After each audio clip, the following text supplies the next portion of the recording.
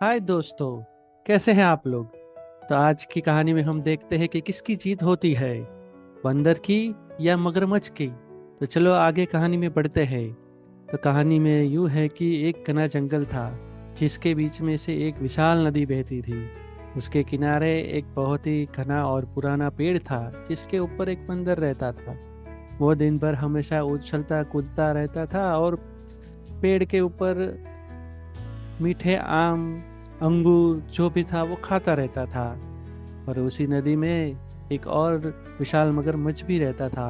वो अक्सर उस पेड़ से गुजरता था और वो उस पेड़ पर बंदर को देखता था कि कैसे वो बंदर खुश और मस्ती में रहता है हमेशा।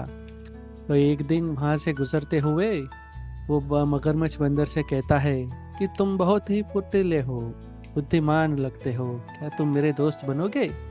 तो बंदर पहले थोड़ा हिचकिचाता है, फिर मुस्कुरा मुस्कुरा कर बोलता है, हाँ क्यों नहीं। इस तरह से उनकी दोस्ती की शुरुआत होती है। ये रोज मिलते हैं, बातें करते हैं, खेलते हैं, साथ में वक्त बिताते हैं। और बंदर हर रोज पेड़ से मीठे अंगूर तोड़कर मगरमच्छ को खिलाता है। मगरमच्छ को वे बहुत पसंद आए और वो साथ में अपनी पत्नी के लिए भी ले जाने लगा। जब मगरमच्छ की पत्नी वो रसीले अंगूर खाती है तो वो सोचने लगती है, अगर अंगूर इतने मीठे हैं तो जिसने इन्हें खाया है यानी कि बंदर, उसका दिल कितना मीठा होगा। उसकी पत्नी के मन में ये लालच जागता है और उसकी पत्नी ये बात अपने पति यानी कि मगरमच्छ को कहती है।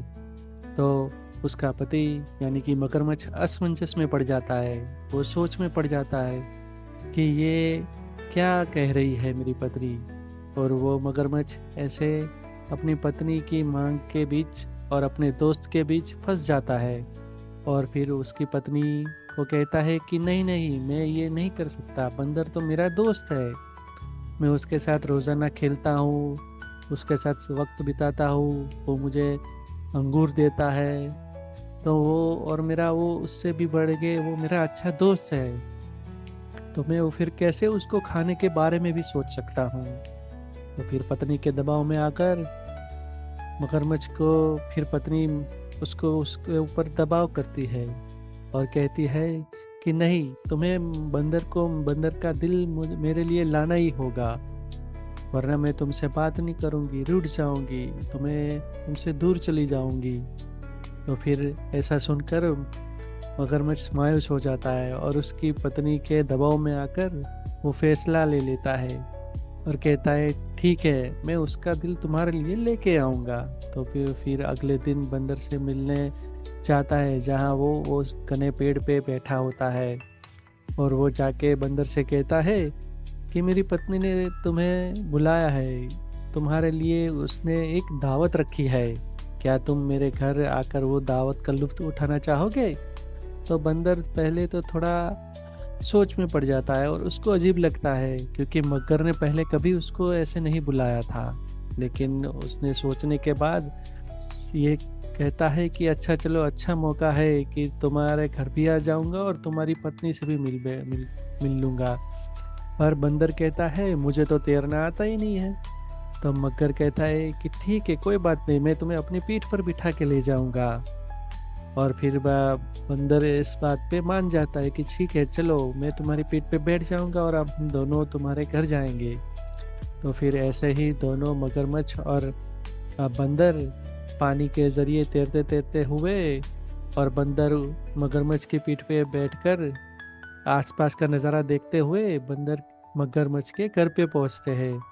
जैसे ही दोनों उसके घर पहुंचते हैं तो उसकी पत्नी मन ही मन में बहुत खुश हो जाती है और सोचने लगती है कि जिसकी कब से आस थी, जिसको मैं कब से राह देख रही थी, जिस खाने का, जिस स्वाद का मुझे इंतज़ार था, वो आज मेरे सामने आ गया।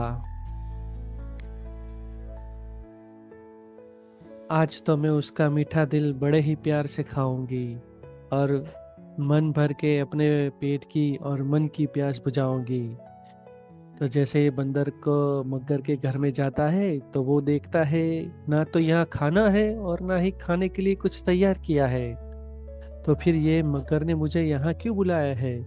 तो मगर की पत्नी कहती है, आज मैं बड़े प्यार से तुम्हारे दिल को खाने वाली हूँ, जिसके लिए मैं कई दिनों से तुम्हारा इंतजार कर रही थी। मुझे तुम्हारी लालसा थी वो दिल खाने की। तो ऐसे ही बंदर चौंक जाता है और फिर उसको इस सच्चाई का पता चल जाता है।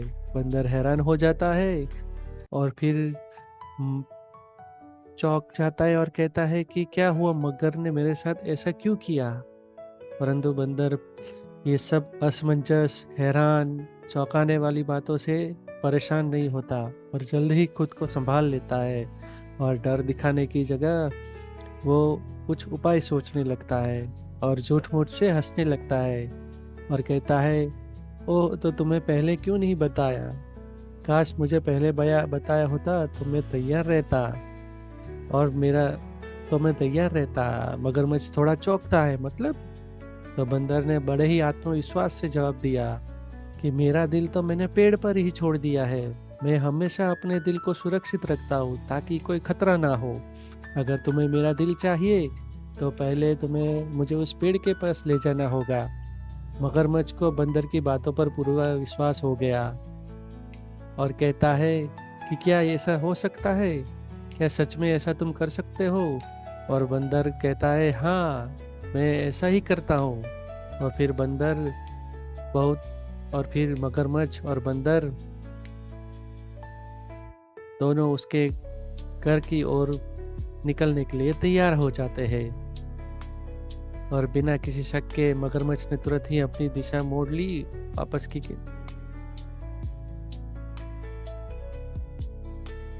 तो फिर बंदर की बातें सुनकर मगरमच्छ तैयार हो जाता है फिर से उसे उस पेड़ के पास ले जाने के लिए।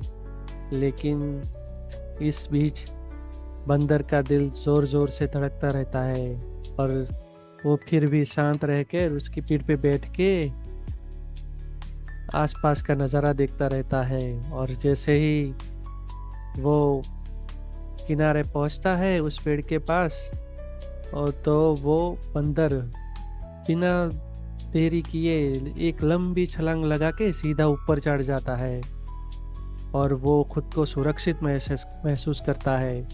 जैसे ही मकर किनारे पर पहुंचता है, बंदर लपाट चटपट छलांग लगा के ऊपर चढ़ के फिर कहता है मगरमच्छ से कि दिल कोई अलग से छोड़ देता है क्या?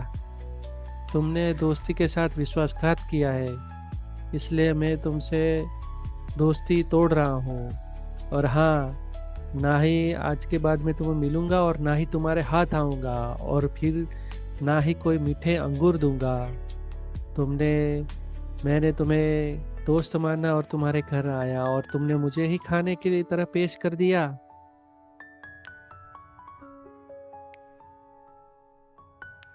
तो ऐसा कहते ही मगरमच्छ समझ जाता है कि बंदर ने चालाकी से अपनी जान बचा ली है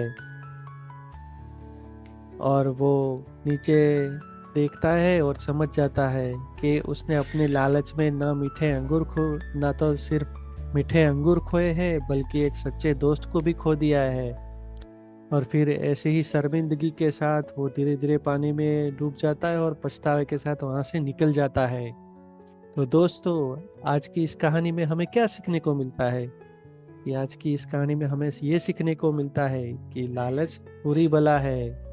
लालच में आकर मगरमच्छ ने एक अच्छा दोस्त मगरमच्छ ने लालच में आकर मगरमच्छ ने अंगूर तो खोए, लेकिन उससे भी बढ़कर एक अच्छा दोस्त खो दिया।